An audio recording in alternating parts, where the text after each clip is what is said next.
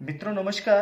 राजनीतिक एवं प्रशासनिक व्यवस्था के बाद में अब हम आज जो चर्चा करने जा रहे हैं उसका शीर्षक है सिंधु सभ्यता का पतन व उसकी देन। जैसा कि उल्लेखित है कि सिंधु सभ्यता जिसका भौगोलिक विस्तार 15 लाख वर्ग किलोमीटर के अंदर ये सभ्यता फैली हुई थी। ये सभ्यता न केवल भारत में बल्कि पाकिस्तान, अफगानिस्तान और बलूचिस्तान में भी इसके जो पुरास्थल पाए गए हैं। इतनी विशाल सभ्यता इतने बड़े भूभाग में ये फैली हुई थी। प्रश्न ये पैदा होता है कि ये व्यवस्था या ये जो सभ्यता थी यकायक नष्ट हो गई। इसके कौन कौन से कारण निहित थे कि इस सभ्यता का जो पतन है क्रम से हुआ, सहने सहने हुआ। आज हम इसके जो पतन के जो कारण निहित हैं उन कारणों पर चर्चा करेंगे और ये जानने का प्रयास करेंगे कि इस सभ्यता के पतन में वो कौन कौन से कारण उत्तरदायी रहे जिसके कारण इस सभ्यता का विनाश हुआ। सबसे पहले हम ये जानने का भी प्रयास करेंगे कि ये जो सभ्यता थी जिसका विस्तार इतना अधिक था जो कि भारत के कई राज्यों के अंदर इसके पुरास्थल पाए गए, जिसमें न केवल सैंधव सभ्यता बल्कि प्राक सैंधव सभ्यता के भी हमें कुछ पुरास्थल पाए गए। तो इस सभ्यता का जो विनाश हुआ उस विनाश के लिए विद्वानों ने कौन कौन से कारण उत्तरदायी माने हैं। देखिए, खुदाई के दौरान जो हमें अवशेष प्राप्त हुए हैं, जिस प्रकार की भग्ना अवस्था में जो इमारतें मिली हैं, उनके आधार पर विद्वानों ने अनेक कारण यहां बताए हैं। कुछ विद्वानों की मान्यता है कि इस सभ्यता का जो विनाश हुआ उसके पीछे प्राकृतिक प्रकोप था। कुछ विद्वानों की मान्यता है कि नदियों ने अपना मार्ग परिवर्तित कर लिया। कुछ विद्वानों की मान्यता है कि नदी में, सिंधु नदी के अंदर अचानक बाढ़ आने के कारण इसके जो दो महानगर थे हड़प्पा और मोहनजोदड़ो, उनका विनाश हुआ। तो कुछ विद्वानों की यह मान्यता है कि जलवायु परिवर्तन का जो मुख्य कारण माना गया वो कारण माना गया कि सिंधु सभ्यता के लोगों के द्वारा प्राकृतिक संसाधनों का जो अत्यधिक विदोहन किया गया उसके कारण इस सभ्यता का विनाश हुआ। जबकि कुछ पाश्चात्य इतिहासकार ये मानते हैं कि बाह्य आक्रमण से इस सभ्यता के लोगों पर आक्रमण किया गया, उनकी बस्तियों को जलाकर नष्ट कर दिया गया। इस कारण से ये लोग इस स्थान को जो बचे हुए थे छोड़ करके नहीं अन्यंत्र चले गए। कुछ विद्वान ये भी कारण मानते हैं। इन सभी कारणों पर हम विस्तृत रूप से चर्चा करते हैं और ये जानने का प्रयास करते हैं कि सबसे उपयुक्त कारण जो था वो इसके विनाश का कौन सा था। हड़प्पा के प्राचीन अवशेषों के अध्ययन से ज्ञात होता है कि अपने अस्तित्व के अंतिम चरण में यह सभ्यता पतनोन्मुख रही। इस काल के बर्तन निम्न कोटि के हैं। प्राचीन भव्य भवन छोटे छोटे कमरों में विभक्त है। अंततोगत्वा द्वितीय शताब्दी ईसा पूर्व के मध्य यह सभ्यता पूर्णतः विलुप्त हो गई। मार्शल मैके, एस आर राव आदि विद्वानों के अनुसार इस सभ्यता का विनाश एकमात्र नदी की बाढ़ के कारण हुआ। सैंधव नगर नदियों के तट पर बसे हुए थे जिनमें प्रतिवर्ष बाढ़ आ जाती थी। हड़प्पा तथा मोहनजोदड़ो की खुदाई से ज्ञात होता है कि कई बार इन नगरों में जो बाढ़ आई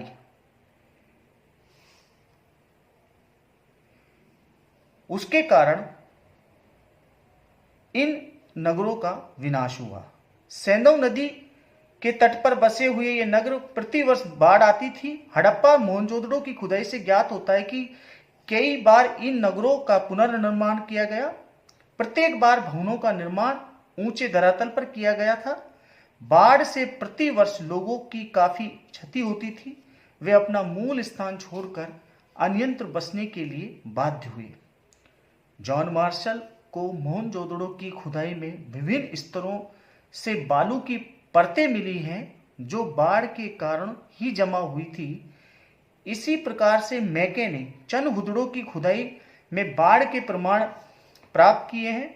उनका मत है कि बाढ़ की विभीषिका से बचने के लिए यहाँ के निवासी ऊंचे धरातल पर जाकर बस गए थे।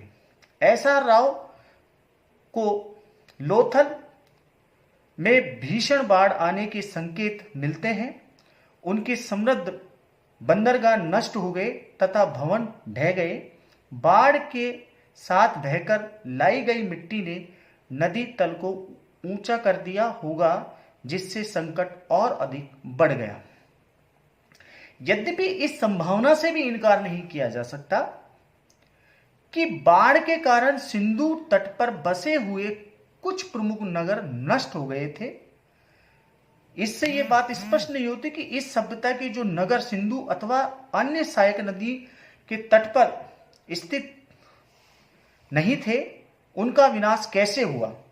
अतः इस पूरी सभ्यता के विनाश के लिए कुछ अन्य कारणों को भी उत्तरदायी मानना पड़ेगा, जैसा कि पाश्चात्य विद्वानों की मान्यता है, जिनमें गार्डनर चाइल्ड, मार्टिमन व्हीलर, स्टुअर्ट पिगड आदि विद्वानों की मान्यता है कि बाह्य आक्रमण का भी सैंधव सभ्यता के विनाश में प्रमुख हाथ था। पुरातत्व संबंधी अवशेषों से यह निश्चित संकेत है कि मोहनजोदड़ो को लूटा गया तथा वहां के लोगों की अत्यंत निर्दयतापूर्वक हत्या कर दी गई। केवल एक कमरे में 13 मृतक व्यक्तियों के अस्थि पंजर प्राप्त हुए हैं। एक गली से कुछ व्यक्तियों के अस्थि पंजरों का ढेर मिला है, जिनमें स्त्रियों तथा बालकों के भी अस्थि पंजर सम्मिलित है। कहने का मतलब कि एक गली के अंदर बालक या स्त्रियां वहां छुप गई होंगी, जहां पर आक्रमणकारियों के द्वारा उन्हें मौत के घाट उतार दिया गया होगा, ऐसी विद्वानों की मान्यता है। हीलर ने हड़प्पा में अपने उत्खनन के दौरान एक टीले के चारों ओर सुरक्षित भित्ति का पता लगाया। साथ ही ऋग्वेद में उल्लेखित पुरंदर तथा हरूपिया शब्दों की जानकारी उन्हें प्राप्त हुई। इस आधार पर आर्य आक्रमण के सिद्धांत में उन्हें सफलता मिली। कहने का अभिप्राय कि मार्टिमन व्हीलर जैसे विद्वान की यह मान्यता है कि आर्यों के द्वारा इस नगर पर आक्रमण किया गया और देवताओं के राजा इंद्र, जिसे पुरंदर भी कहा जाता है, उसे किलों को ढहाने वाला कहा गया है, इसलिए उसका नाम पुरंदर पड़ा। और हरूपिया नामक नगर का उल्लेख ऋग्वेद के अंदर भी मिलता है। इस आधार पर इन विद्वानों की मान्यता है कि संभवतः मोहनजोदड़ो और हड़प्पा जैसे नगरों पर आर्यों के द्वारा आक्रमण किया गया और यहां पर जिस प्रकार से लोगों को निर्दयतापूर्वक मारा गया, ये इस सभ्यता का एक कारण उन्होंने माना है।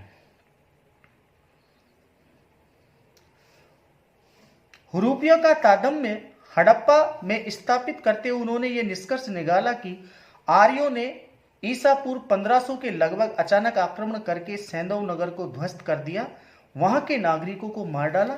किंतु अब आर्य आक्रमण का सिद्धांत कल्पना की उपज सिद्ध हो गया है, क्योंकि मोहनजोदड़ो के जिन नरकंकालों का उल्लेख किया है वह न तो एक ही स्तर के हैं और न ही वह इस सभ्यता के अंतिम स्तर के। ये नरकंकाल ऊपरी सतह पर ही नहीं मिले। इन पर शारीरिक घाव के जो चिन्ह बहुत कम हैं। कुछ के मस्तिष्क पर कटने के ऐसे निशान हैं जो अंशतः भर गए थे। इससे सूचित होता है कि चोट लगने या तथा मृत्यु के बीच में काफी अंतराल था। वहीं पर इसके बाद के स्तरों में युद्ध के प्रयुक्त होने वाली कोई भी सामग्री, बाण, भाला, फरसा, कवच आदि प्राप्त नहीं हुआ और कहीं भी इस बात का प्रमाण नहीं मिलता कि इतने बड़े पैमाने पर आक्रमण हुआ। कुछ विद्वानों के अनुसार इनमें अधिकांश की मृत्यु प्लेग, मलेरिया जैसी बीमारियों से जान पड़ती है। अतः आर्यों द्वारा सैंधव वासियों पर आक्रमण कर उनकी सामूहिक हत्या किए जाने की जो बात कही गई है वो सही नहीं है। जहां तक यूरोपिया के हड़प्पा से तारतम्य स्थापित करने की जो बात की गई है, दोनों शब्दों में मात्र ध्वनि साम्य के अतिरिक्त अन्य कोई आधार नहीं है। अतः अब आर्यों को सैंधव सभ्यता के विनाश के लिए उत्तरदायी नहीं ठहराया जा सकता। 1921 के अंदर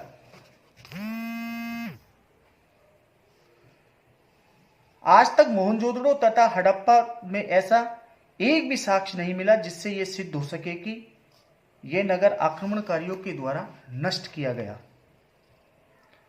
इसके अलावा जो दूसरे अन्य जो विद्वान हैं उनमें आर.एल. स्टीन और ए.एन. घोष आदि विद्वानों का मानना है कि सैंधव सभ्यता का जो विनाश हुआ वो जलवायु परिवर्तन के कारण हुआ। उनका मानना है कि सिंध, राजस्थान, पंजाब आदि पहले काफी यहां पानी बरसता था, यानी कि वर्षा सामान्य से भी अधिक होती थी तथा इन क्षेत्रों में घने वन स्थित थे। धीरे धीरे ईंट पकाने तथा मकान बनाने के लिए जंगलों की कटाई की गई तथा जमीन के ऊपर से घास की छाया समाप्त हो गई। इस कारण पानी बरसना या वर्षा कम होना हो गया। इससे कृषि पैदावार भी घट गई। बड़े पैमानों पर वनों को कट जाने से सूखे जैसी स्थिति उत्पन्न हो गई तथा यहाँ के निवासी भूखमरी के शिकार हो गए। जलवायु परिवर्तन से नदियां भी सूख गई तथा सैंधव नगरों का विनाश हो गया। इसी प्रकार से भूतत्व वैज्ञानिक एम.आर. साहनी का विचार है कि सैंधव नगरों का विनाश भारी जल प्लावन के कारण हुआ। जल प्लावन के कारण जमीन दलदल तथा कीचड़ युक्त हो गई, यातायात बाधित हुआ एवं पैदावार घट गई। इस कारण लोग अपने घर को छोड़ करके नहीं अन्यत्र स्थान पर चले गए। के.यू.आर. कैनेडी जो विद्वान हैं उनका मानना है कि मोहनजोदड़ो से प्राप्त नर कंकालों का परीक्षण करने के पश्चात यह निष्कर्ष निकाला जाता है कि सैंधव निवासी मलेरिया महामारी जैसी प्राकृतिक आपदाओं के शिकार रहे। इन आकस्मिक बीमारियों के कारण उनके जीवन का अंत कर दिया और जिसके परिणाम स्वरूप सैंधव सभ्यता का विनाश हुआ। कुछ विद्वान आर्थिक दुर्व्यवस्था को भी सिंधु सभ्यता का पतन का कारण मानते हैं। सैंधव नगरों की समृद्धि का मुख्य आधार उनका पश्चिम एशिया विशेषकर मेसोपोटामिया की सुमेरियन सभ्यता के साथ जो व्यापार था वो था। यह व्यापार 1750 ईसा पूर्व के लगभग अचानक समाप्त हो गया। इस कारण से सैंधव सभ्यता का नगरीय स्वरूप भी समाप्त हो गया तथा उसमें ग्रामीण संस्कृति के चिन्ह स्पष्ट होने लगे। इस सभ्यता के उत्तर काल में पतन के लक्षणों का निरूपण करते हुए बताया गया है कि प्राचीन बड़े भवन छोटे छोटे कमरों में विभक्त हो गए तथा मकानों को बनाने के लिए पुरानी ईंटों का प्रयोग किया जाने लगा। अन्य विद्वानों का मानना है कि सैंधव सभ्यता का विनाश पर्यावरण में अचानक होने वाले किसी भौतिक रासायनिक विस्फोट अदृश्य गाज के माध्यम से हुआ। इस अदृश्य गाज से निकली हुई ऊर्जा तथा ताप जो कि 15,000 डिग्री सेल्सियस के लगभग मानी जाती है, जिससे दूर दूर तक सब विनष्ट हो गया। यह पर्यावरण को पूर्णतः विषाक्त कर वायु दूषित कर देता है। मोहनजोदड़ो क्षेत्र से प्राप्त नर कंकालों की दशा तथा भीषण अग्नि में पिघले हुए पाषाण अवशेषों से यह निष्कर्ष निकलता है कि इस संबंध में